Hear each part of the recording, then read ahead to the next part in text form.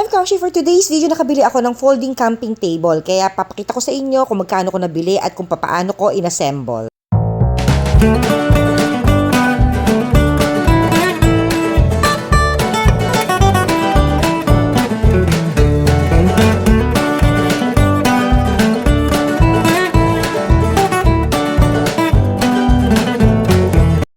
At ito na nga, dumating na yung matagal ko nang hinihintay. Actually, matagal ko nang gusto nito bumili.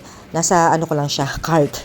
O, di ba? Pero nagkaroon kasi ng promo and malaki yung discounts. Kaya sige, go. At saka, ayun, naisip ko rin na every time na pumupunta kami sa mama ko sa sementeryo, wala kaming table na lagayan ng pagkain. Doon lang kami sa may sahig, sa pinaka grass, di ba? Doon, pagka nasa sementeryo ka. And ito, kahit saan mo siya dalhin, pwede. Tapos, hindi pa siya kumakain ng space kasi maliit lang siya. And sakto lang din kung may ilalapag ka. Ayun, kunwari, pupunta nga kami doon sa pagkaundas or kung dadalaw doon. At least, yung pagkain namin, hindi na sa nakalagay sa banig. Kasi usually, banig lang ang dinadala ko pupunta ron. Ngayon, eto na, meron na akong. Kaya ayun, tuwan-tuwa ako kasi may table na kami. Hindi na namin ilalagay dun sa, ayun nga, sa sahig lang. So, maliit lang siya, madali lang bitbitin, hindi kakain ng space, gaya nga ng sabi ko.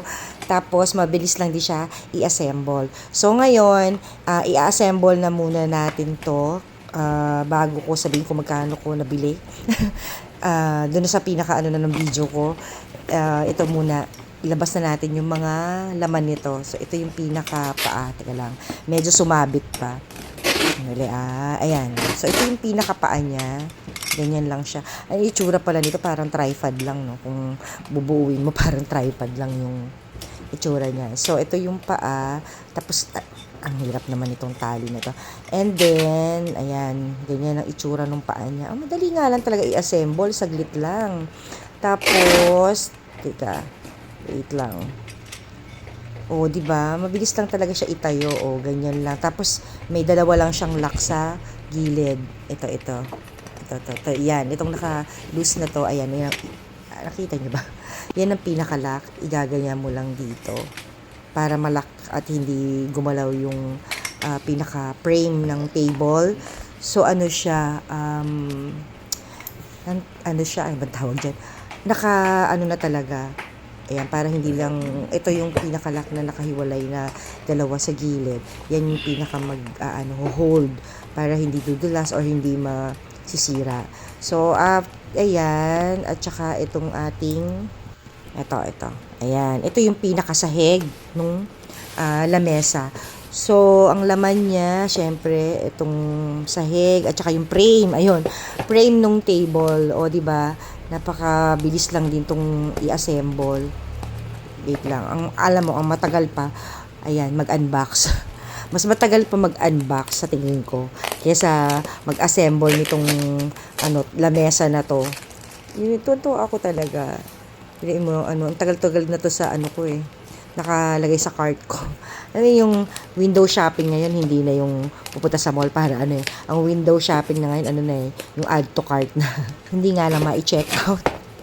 Ako, ayun, ang tagal na nito sa aking, cart. Hindi lang talaga ma-check out. So, ngayon lang nagkaroon ng chance, di ba? Kaya, ayun, grab na. Dahil may promo. So, ako nag-iipon talaga ako ng voucher para pag may kailangan ako or gusto akong bilhin, ayun, nagagamit ko siya. Di ba? Ang laki din ng discount, ang laki din ng menos. Ito lang, talagang napapalaban ako sa pagtanggal nitong tape. Sobrang higpit. So, ito na, ayan na. Okay na, ayan. Buo lang din siya. Hindi siya hiwa-hiwalay. Akala ko, isa-isa mong ilalagay yung pinaka table niya. So, buo lang siya. Ayan ibubukas natin para makita nyo ito. Ayan naman siya. Kumbaga na lang, ilalapat mo na lang do sa pinaka frame niya. Tapos yun, na siya, lamesa na. Di ba ganun lang ka-easy. Maganda nga ito kasi kahit saan mo siya dalhin, hindi kakain ng space kung lagi mo sa sasakyan, di ba? Kung may mga outdoor activity kayo, gusto mo ng ano, ayan o, para siyang pamaypay, ayun. Pagka pinold, parang pamaypay, tapos pag ibubuka mo na at gagamitin, ayan, igaganyan mo lang. So, ipapatong na natin dito sa frame niya, ito yon. Ayan o, na-assemble din agad o. Ang bilis lang din talaga siya. Mabilis gawin, mabilis iligpit, mabilis buuin. So, ayan, parang yero siya. Actually, yero nga ata ito.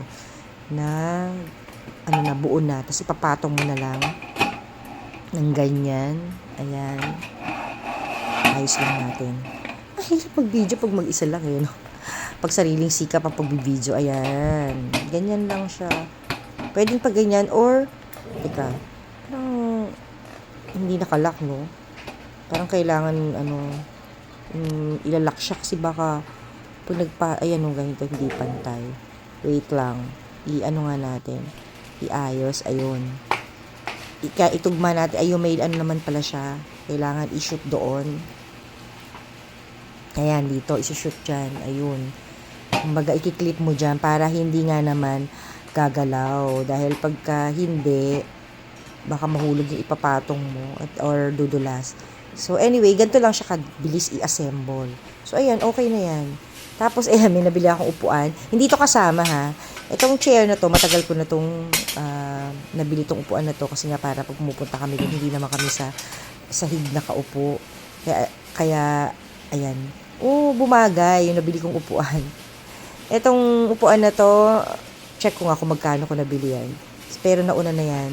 So, ayan. O, diba? Oh, ang ganda. So, kahit saan mo gusto mag-coffee sa labas, o punta ka muna sa isang magandang lugar, tapos dala-dala mo to, dala ka kape.